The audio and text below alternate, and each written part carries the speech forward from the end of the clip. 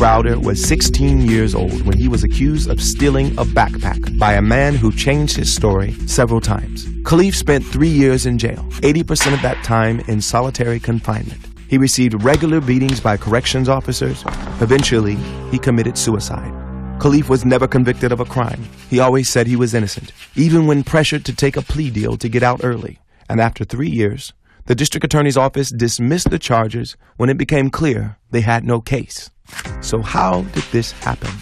How did a 16-year-old boy convicted of no crime spend 3 years in jail? It all started because prosecutors demanded a teenager accused of petty theft pay $3,000 in bail. Knowing it would pull him out of his young life, trap him in jail, even force him to plead guilty despite his claim of innocence, they demanded totally unnecessary and out-of-reach bail from young Khalif, jailing him. Khalif's story is not just tragic, it's an outrageous injustice. And there are far too many other stories of injustice like this around the nation. Hundreds of thousands are pulled out of school, pulled out of their jobs, pulled out of church, pulled out of their families and communities, trapped in an oppressive and racist criminal justice system by prosecutors, judges, bail bondsmen, and everyone else who profits from it. Mass incarceration, the United States imprisoning more people than any country on earth, it starts with money bail. District attorneys demand bail amounts they know are too high, which either keep people stuck in jail or force people to take unjust plea bargains and get stuck in prison, falsely driving up convictions so they can look tough, even though it has nothing to do with public safety or driving down crime. They use mass incarceration to build their careers. As mass incarceration expanded and the bail industry's influence has grown, the bail bonds industry has become a lot like the payday loan industry.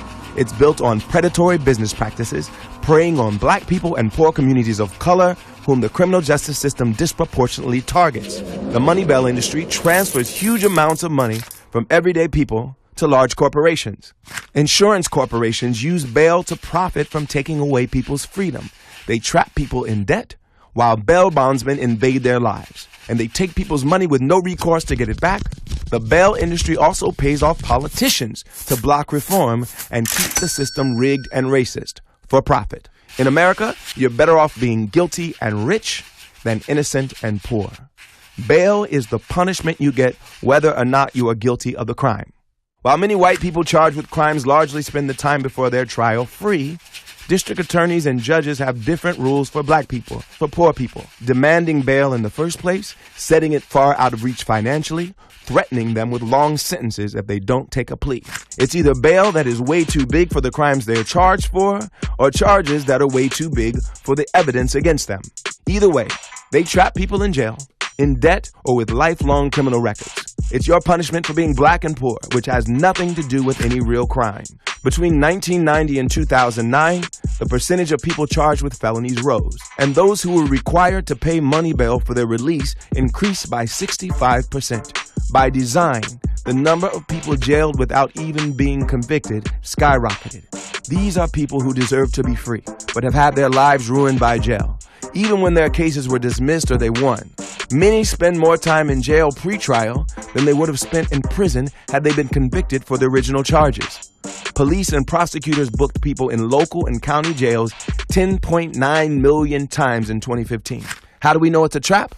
Because 90% of the people in jail awaiting an end to felony cases are there even though some amount of bail was set for them. But bail was set so they couldn't pay it, just like for Khalif. There is no legitimate public safety reason to allow these abuses to continue. There is no reason to lock people up simply because prosecutors are allowed to set bail too high. In fact, there is no real reason for money bail at all. The bail corporations and district attorneys in our criminal justice system have been winning and profiting, defending this injustice. But in the years ahead, we intend to change that story. We're going to win. Our communities are going to win. Our families are going to win. Justice is going to win. To be part of ending money bail and the racism in our criminal justice system, go to colorofchange.org/bail.